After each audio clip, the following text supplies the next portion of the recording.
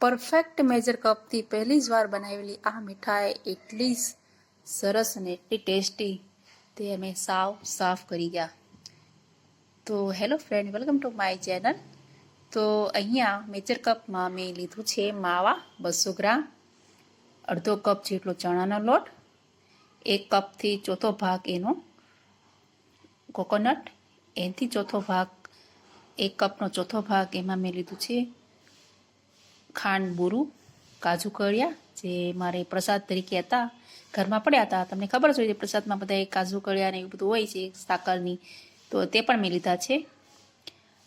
અને કાજુ લીધા છે ગાર્નિશ માટે, ઘી 3 ટેબલ સ્પૂન. તો પહેલાં આપણે અહીંયા ચાસણી બનાવશું. તો ચાસણીમાં મેં લીધું છે ખાંડનું બુરું. આમ તો ખાંડ લેવાની જરૂર હતી પણ કાજુ કળિયા પડ્યા હતા એટલા માટે મેં ખાંડનું બુરું લીધું છે. તો જરૂર નથી કે બુરુંની જ જરૂર પડે, બુરું તો તમારે ચાસણી બનાવવાની કંઈ જરૂર નહોતી, પણ આ કાજુને લીધે મેં ચાસણી બનાવી છે. તો પ્રસાદી પણ સાથે ભળી જાય એને આમ તેમ જ્યાં ત્યાં ફરતી મટે.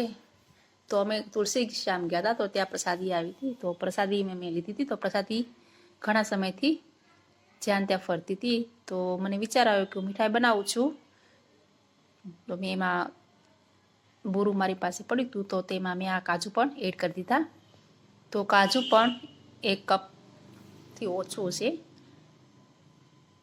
તો અહીંયા પોણો કપ જેટલી મેં અહીંયા પોણો કપમાંથી પણ ઓછું એવી આ ચાસણીની બુરું લીધું છે અને કાજુ બંને મિક્સ કરીને.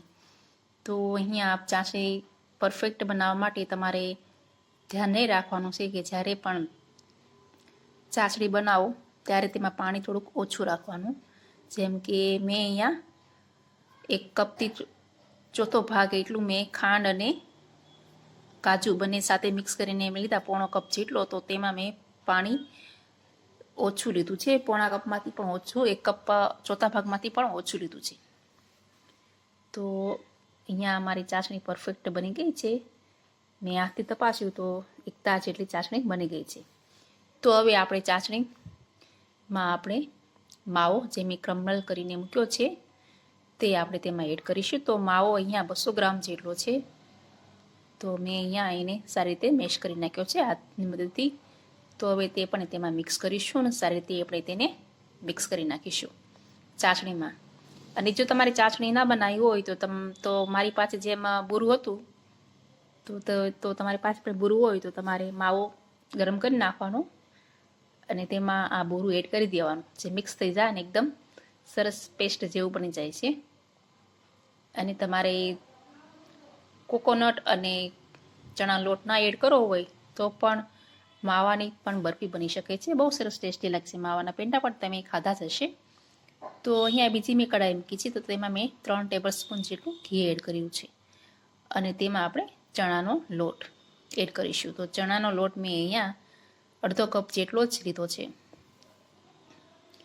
તો અહીંયા તમારે તો જો કહી શકાય તો ચણા માવાની બરફી, કોકોનટ ચણા માવાની બરફી એમ પણ કહી શકાય, કેમ કે મેં 3 ઇન્ગ્રેડિયન્ટ આમાં એડ કર્યા છે, ઉમેર્યા છે. તો માવાની બરફી, ચણાની બરફી અથવા તો કોકોનટની બરફી પણ તમે કહી શકો છો, માવા કોકોનટ બરફી. તો હવે આપણે ચણાના લોટને સારી રીતે ઘીમાં સારી રીતે શેકી નાખીશું. તો તમે જોઈ શકો છો ફ્રેન્ડ્સ, લો ફ્લેમ મીડિયમ પણ આપણે રાખ્યું છે. અને અહીંયા માવો પણ સરસ રીતે ચાસણીમાં સરસ રીતે થઈ ગયો છે મિક્સ. તો હવે તેમાં આપણે કોકોનટનું જે ચીણ છે તે પણ એમાં એડ કરી દઈશ અને તેને પણ સારી રીતે મિક્સ કરી નાખીશ.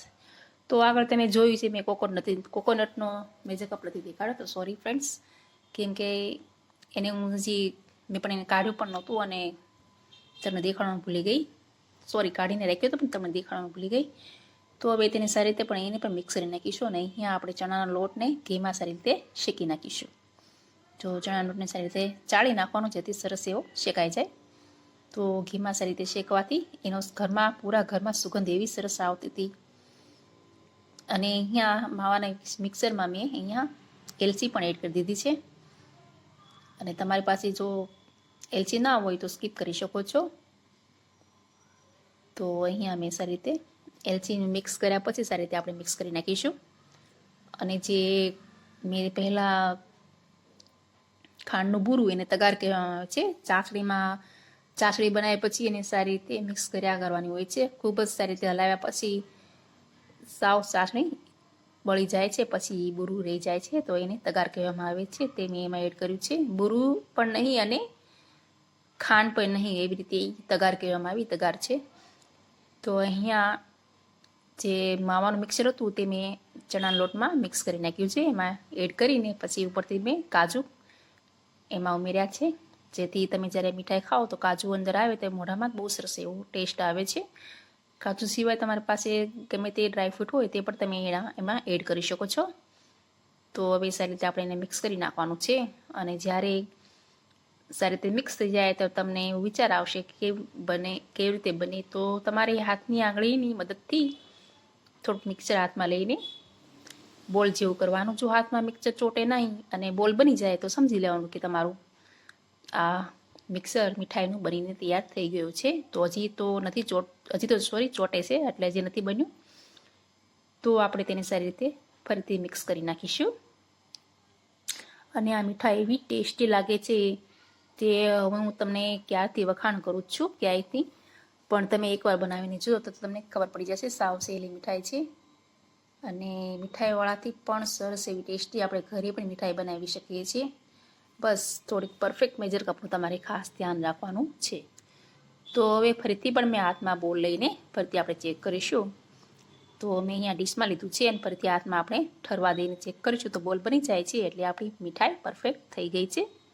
અને જો આપણે જે વાસણ કઢાઈ હોય એમાં જ્યારે આ મિક્સર ચોટવાનું બંધ થઈ જાય અને ઉપર ચલું આવી જાય એટલે સમજી લેવાનું. પણ મારે આ કઢાઈ હતી તીનની એટલે એમાં બહુ ખાસ ખ્યાલ આવતો નહોતો, પણ મેં અહીંયા હાથથી ચેક કર્યું એટલે ખબર પડી ગઈ કે આપણું માવા બરફી તૈયાર થઈ ગઈ છે.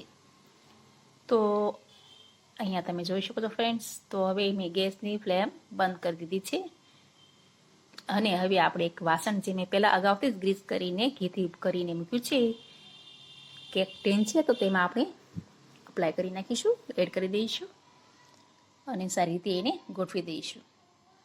તો ફ્રેન્ડ્સ તમને રિક્વેસ્ટ કરું છું, તો તમને જો મારો વિડીયો, મારી આ રેસીપી ગમતી હોય તો પ્લીઝ મારી ચેનલને જીયાઝ મોમ્સ કિચનને લાઇક અને સબસ્ક્રાઈબ કરવાનું ભૂલતા નહીં અને તમારા ફ્રેન્ડ્સ ગ્રુપમાં શેર કરવાનું પણ ભૂલતા નહીં. અને તમને કેવું લાગે છે તમે કમેન્ટ સેક્શનમાં જરૂરથી કહેજો. તો અહીંયા સારી રીતે આપણે સ્પેચ્યુલાથી એને સારી રીતે મીઠાઈને સારી રીતે ફેલાવી દઈશું અને ઉપરથી થોડુંક દબાવી દઈશું અને ઉપરથી આપણે કાજુ ગાર્નિશ કરી દઈશું. કાજુ ઓપ્શન છે, તમારી પાસે ગમે તે ડ્રાયફ્રૂટ હોય તે પણ, પિસ્તા, બદામ, તે પણ એની કતરણ કરીને પણ એડ કરી શકો છો.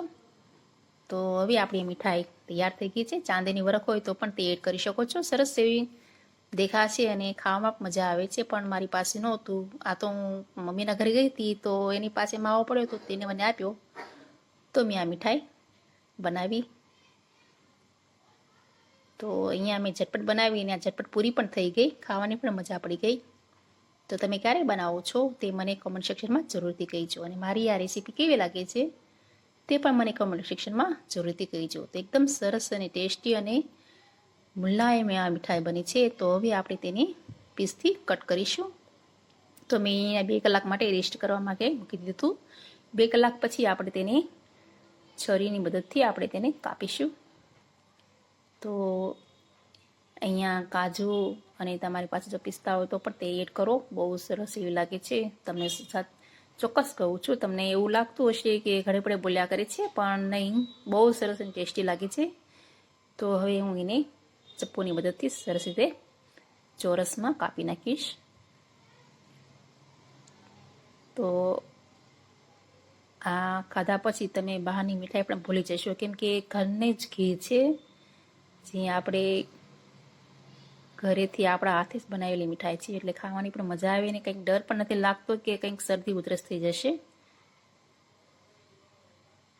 અને માવો બજારથી મેં લીધો તો તમે ઘરે પણ માવો બનાવી શકો છો, એવું જરૂર નથી. તો તમે જોઈ શકો છો ફ્રેન્ડ્સ, એકદમ સરસ અને એકદમ માખણ જેવી મોઢામાં નાખતા જ ઉગલી જાય એવી આ મીઠાઈ બનીને તૈયાર થઈ ગઈ છે. તો તમને મારો આ વિડીયો કેવો લાગે છે તે મને કમેન્ટ સેક્શનમાં જરૂરથી કહેજો અને લાઈક કરવાનું ભૂલતા નહીં. એકદમ સોફ્ટ અને એકદમ ડિલિશિયસ મીઠાઈ બનીને તૈયાર થઈ ગઈ છે. બાય બાય, આવજો.